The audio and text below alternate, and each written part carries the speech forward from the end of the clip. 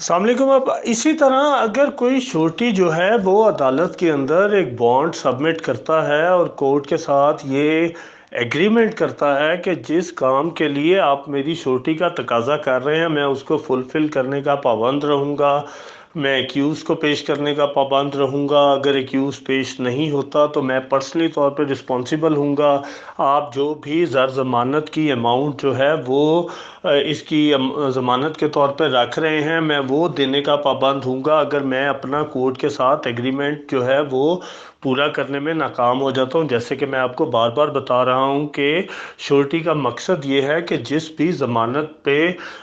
उस शख्स को बतौर श्योरिटी कोर्ट ने एक्सेप्ट किया है वो उसकी कंडीशंस पूरी करने का पाबंद रहेगा, और अगर वो पूरी करने में नाकाम हो जाता है तो जो भी कोर्ट श्योरिटी अमाउंट रखेगी वो बतौर पेनल्टी अदालत में देने का पाबंद रहेगा। ये ही उन दोनों कोर्ट और उस श्योरिटी के दरमियान कॉन्ट्रैक्ट है। फॉर एग्जांपल कि अगर एक शख्स है उसको ज़मानत पे रिलीज़ किया गया है तो अब कोर्ट क्या कह रही है कि आप जो है जिस वक्त ट्रायल होगा उसके अंदर मेरे पास पेश होने के पाबंद रहेंगे। अगर आप मेरी सेटिस्फेक्शन तक कोई ज़मानत दे देते हैं तो, और वो ज़मानत फ़र्ज़ करें कोर्ट 1 लाख रुपए रख देती है और एक जामन वो एक्यूज पेश कर देता है कि जी मैं ज़मानत देने को तैयार हूँ, ये बिल्कुल पेश हुआ करेगा आपके पास, हर तारीख पे पेश होगा, हर कॉल पे पेश होगा, मैं इसको लाके आपके पास पेश करता रहूँगा। लिहाजा ये एक इम्प्लाइड कॉन्ट्रैक्ट क्या है कि जब भी केस की पुकार होगी वो मुल्ज़िम अदालत के अंदर पेश होगा।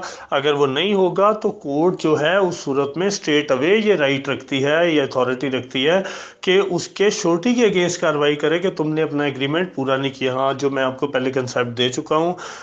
205 के 540 ए के कि अगर किसी की पर्सनल अटेंडेंस डिस्पेंस विद कर दी जाती है उस दिन के लिए या ट्रायल के दौरान तो वो एक अलग बात है, उस सूरत में एक प्लीडर आ जाएगा। लेकिन हर बाकी सूरतों के अंदर उसका कोर्ट को किसी न किसी सूरत में इंटीमेट करना अपनी एब्सेंस के बारे में वो मैंडेटरी है, और अगर ऐसी कोई इंटीमेशन नहीं आती तो कोर्ट के पास कोई रुकावट नहीं है कि स्ट्रेट अवे पहले दिन पे ही पहले मिनट के अंदर ही उसकी श्योरिटी को फोरफिट कर ले और फोरफिट करके उसके जामन के खिलाफ कार्रवाई करे। दूसरा तरीकाकार ये भी हो सकता है कि अगर एक शख्स एब्सेंट हो जाता है, कोर्ट में पेश नहीं हो रहा, और कोर्ट जो है वो उसके श्योरिटी को नोटिस कर सकती है कि आप आएँ और इस बात का जवाब दें कि आपके एग्रीमेंट के मुताबिक या आपकी ज़मानत के मुताबिक एक्यूज़ ने कंप्लायंस नहीं की और आपने भी उसको पेश नहीं किया। उस सूरत के अंदर कोर्ट उसको नोटिस देके उससे तहरीरी तौर पे जवाब भी ले सकती है, और अगर कोर्ट समझती है उसका जवाब सेटिस्फैक्ट्री है तो इन फ्यूचर के लिए वो शोकाज जो है वो उसको ड्रॉप भी कर सकती है, और ड्रॉप करने के बाद आइंदा के लिए उसको फिर से पाबंद कर सकती है कि आइंदा ये डिफ़ॉल्ट ना हो। दूसरी सूरत ये भी है कि अगर श्योरिटी जो है वो पेश नहीं होता या वो कोर्ट को मुतमिन करने में नाकाम हो जाता तो कोर्ट उस सूरत के अंदर भी उस जमानत को फोरफिट करके 514 के तहत उसके खिलाफ कार्रवाई कर सकती है। 514 की प्रोसीडिंग बहुत इंपॉर्टेंट प्रोसीडिंग है जो कि सिर्फ और सिर्फ श्योरिटीज़ के लिए सीआरपीसी के अंदर मौजूद है कि अगर कोई शख्स जो है वो श्योरिटी देता है और उसकी कंप्लायंस करने में नाकाम हो जाता है तो उस सूरत के अंदर कोर्ट जो है उसके खिलाफ 514 के तहत प्रोसीड करती है। और 514 की प्रोसीडिंग जो है ये सिर्फ और सिर्फ जो है वो उस सूरत के अंदर होती है अगर ज़मानत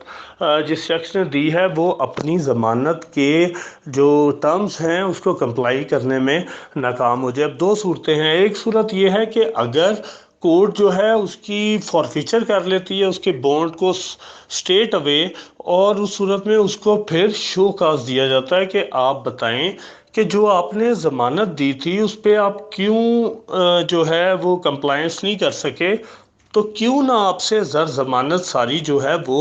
रिकवर कर ली जाए। फॉरफीचर ऑफ बेल बॉन्ड क्या है कि कोर्ट जो है वो मचलका जब्त कर लेती है कि now he is no longer surety of that accused or witness or whatsoever article. अब ये श्योरिटी नहीं रहा, इसका मचलका जब्त कर लिया गया है। अब सिर्फ और सिर्फ इससे ये पैसे ही रिकवर किए जाएंगे, और उस सूरत के अंदर जिस शख्स की उसने ज़मानत दी है उस शख्स के वारंट गिरफ्तारी निकाल दिए जाएंगे कि उसको अरेस्ट कर लिया जाए, उसको उसको मेरे पास अरेस्ट करके पेश किया जाए, और उसको, या अगर वो अरेस्ट करके भी नहीं होता तो जो हमने 68 से ऑनवर्ड्स प्रोसीडिंग पढ़ी थी, उस सूरत के अंदर उसके खिलाफ 87 88 की प्रोसीडिंग स्टार्ट हो जाएंगी, उसको इश्तिहारी कर दिया जाएगा अगर वो स्टिल पेश नहीं होता। और अगर वो अरेस्ट होके आ जाता है तो उस सूरत के अंदर कोर्ट जो है वो उसको फ्रेश श्योरिटी के ऑर्डर कर देगी या उसको जेल में रखेगी जब तक कोर्ट के इत्मीनान तक वो श्योरिटी देने में नाकाम हो जाता है। बट उसको जो है इस सारी प्रोसीडिंग से जिस शख्स ने पहले श्योरिटी दी थी वो एब्जॉल्व नहीं होता, उसके खिलाफ 514 की प्रोसीडिंग जो है वो बिल्कुल कंप्लीट की जाएंगी, और उसको इस बात की पेनल्टी लाजमी इम्पोज की जाएगी कि उसने अपना कॉन्ट्रैक्ट कोर्ट के साथ पूरा क्यों नहीं किया। अब अगर कोई शख्स जो है वो मुचलका फोरफिट होने से पहले जो है अगर वो फोत हो जाता है, फ़र्ज़ करें एक एक्यूज़ है, उसके कोर्ट वारंट गिरफ्तारी निकालती है, वो अदालत में पेश नहीं होता, कोर्ट जो है उसके श्योरिटी को नोटिस करती है और उसके श्योरिटी की या तामील नहीं होती या फिर अदरवाइज़ जो है वो अवेलेबल नहीं होता किसी भी सूरत के अंदर, और उस सूरत के अंदर अवेलेबल भी अगर होता है और कोर्ट में पेश हो जाता है और कोर्ट ने स्टिल जो है पीनल ऑर्डर नहीं किया उसका मुचलका फोरफिट करने का, लेकिन वो सब्सिक्वेंट डेट में फोर फीचर से पहले पहले ही अगर ज़ामन जो है वो इंतकाल कर जाता है, फोत हो जाता है, तो उस सूरत के अंदर उसकी ज़मानत की लाइबिलिटी जो है वो ऑटोमेटिकली ख़त्म हो जाएगी, एब्जॉल्व हो जाएगी। फिर उसके मरने वाले के साथ उसकी जो श्योरिटी थी वो भी ख़त्म हो गई। लेकिन अगर कोर्ट किसी भी स्टेज पे मुचलका फोरफिट कर लेती है, जब्त कर लेती है ज़र ज़मानत, उस सूरत के अंदर अगर वो शख्स जो है वो उस मुचलका जब्त होने के बाद अगर फोत होता है, तो अब इस सूरत में उसकी डेट ऑफ डेथ अगर फोरफिचर के बाद की है तो फिर उसकी एस्टेट से ये पैसे रिकवर किए जाएंगे, फिर उसके लिए भी माफ़ी नहीं है, बल्कि उसकी जो जायदाद थी जो वो छोड़ के गया है उसमें से वो ज़र ज़मानत जितनी कोर्ट जो है वो पेनल्टी इम्पोज करेगी वो सारी उससे रिकवर की जाएगी। प्रोसीजर सिंपल कि जो ही ऐसा कोई शख्स जिसकी उसने ज़मानत दी है उसको अगर वो एब्सेंट होता है, कोर्ट में पेश नहीं होता और कोर्ट स्टिल समझती है कि उसके ज़ामन को बुलाया जाए और ज़ामन भी नहीं आता या आ जाता है, दोनों सूरतों में, तो कोर्ट जो है उसका मुचलका जब्त करके उसको एक 514 का नोटिस देगी कि आपने जो ज़मानत दी थी वो आपसे क्यों ना रिकवर की जाए। उसका वो तहरीरी तौर पे उस शो का उसका जवाब देगा। उसके बाद कोर्ट उसकी समाअत करेगी, समाअत करने के बाद कोर्ट उसके रिटर्न रिप्लाई को कंसिडर करेगी और उसके बाद कोर्ट फाइनल ऑर्डर कर देगी। और फाइनल ऑर्डर जो है वो 514 ही ये कहता है कि कोर्ट रिमिट करने का, कम करने का, पूरी पेनल्टी इम्पोज करने के सारे इख्तियारात रखती है। और कोर्ट जो है अगर उस ऐसी कोई सरकमस्टांसेस पाती है जिसमें समझती है कि श्योरिटी के बाद से चीज़ें बाहर हो गई थी, लाइक एक एक्यूज़ है वो रातों रात बताए बगैर अब्रॉड चला जाता है, या कोई एक्यूज़ है वो कोई ऐसे सरकमस्टांसेस है जिसमें अदालत पेश नहीं हो सका, तो श्योरिटी को उसका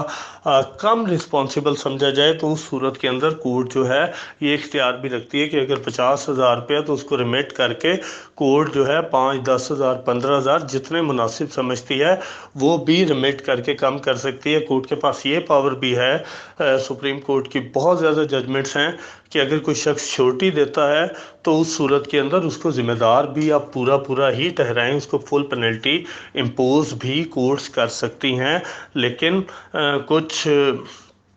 सरकमस्टांसेस हैं जो अगर श्योरिटी को अवेलेबल हो, लाइक वो एक हैबिचुअल ज़ामन ना हो, बार बार मचलके ना देते हो, कोई पैसों के एवज़ ऐसे मचलके ना देता हो, या वो एक अच्छा शरीफ शहरी हो लेकिन उसने खुदा तरसी के तौर पे किसी की ज़मानत दी, ये सारी मिटिगेटिंग बातें ऐसी हैं जिस पे कोर्ट जो है वो लीनियंट व्यू लेके तो अमाउंट को रिमिट भी कर सकती है। इसके अलावा 514 में जो मैंने आपको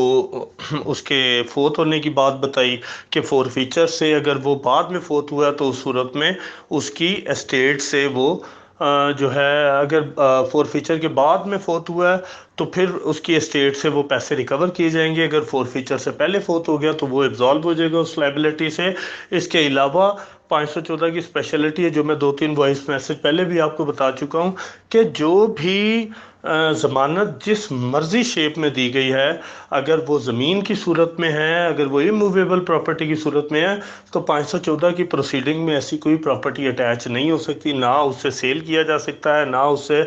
कोई मॉनेटरी बेनिफिट लिया जा सकता है for recovering the amount of surety, या जो जिसकी उसने ज़मानत दी थी। ये सिर्फ़ और सिर्फ जिस ज़ामन ने ज़मानत दी थी, उसकी जो भी मूवेबल प्रॉपर्टी है उसको सिर्फ अटैच किया जा सकता है, उससे सेल किया जा सकता है। और अगर ऐसी कोई सूरत हाल ना निकले कि उससे पैसे ना रिकवर हो, उससे मूवेबल प्रॉपर्टी भी उसकी मौजूद ना हो, उस सूरत के अंदर उसको सिविल प्रिजन में भी 6 माह के लिए 514 के तहत क्रिमिनल कोर्ट भेज सकती है। और इसके अलावा अगर जो है वो जो जामन है वो अदालत को ये मुतमिन कर देता है कि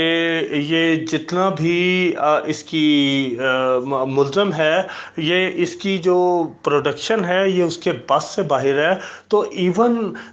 या वो ये मुतमिन कर देता है कि वो सब्सिक्वेंटली अरेस्ट हो गया और उसका कोई कसूर नहीं था, तो कोर्ट के पास ये ऑथराइज अथॉरिटी भी है कि वो उसको टोटली तौर पे जो है वो फोरगो भी कर सकती है, अगर depends upon the facts and circumstances of the case. इसमें जो मूवेबल प्रॉपर्टी है, इसको मोस्टली जो है वो जो रेवेन्यू ऑफिसर्स हैं, चूँकि उनके पास एक डाटा मेंटेन होता है सारा, तो ये रेवेन्यू ऑफिसर्स के थ्रू ये प्रोसीडिंग को जो है रिकवरी प्रोसीडिंग्स को इनिशिएट किया जाता है। अटैचमेंट भी उनके थ्रू की जाती है, जो आपके डिप्टी कमिश्नर या असिस्टेंट कमिश्नर वगैरह हैं, और कोर्ट फाइनल ऑर्डर करते हुए ये उनके थ्रू सारी प्रोसीडिंग जो है वो उसको कंप्लीट करवाती है, या अपनी एग्जीक्यूशन उन लोगों के थ्रू जो 514 की प्रोसीडिंग में कंप्लीट करवाती है।